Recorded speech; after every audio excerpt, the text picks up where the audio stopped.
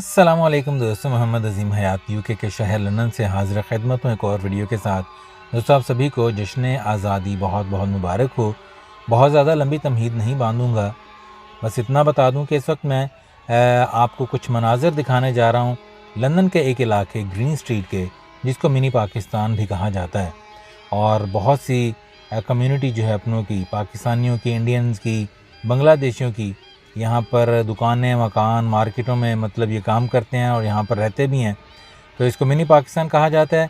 जश्न आज़ादी के हवाले से दोस्तों आज मैं बहुत ज़्यादा कुछ बोलूँगा नहीं, क्योंकि आपको बैकग्राउंड में भी हल्का सा शोर आ रहा होगा।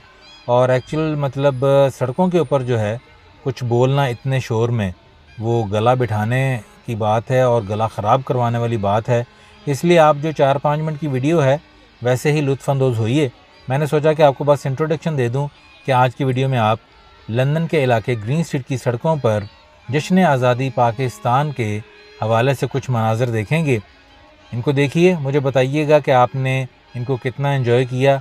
और बाजे की पाँ जो है वो भी आपको सुनने को आज खूब मिलेगी लंदन की सड़कों से। तो आइए चलते हैं ग्रीन स्ट्रीट जश्न आज़ादी का ये मंज़र देखने।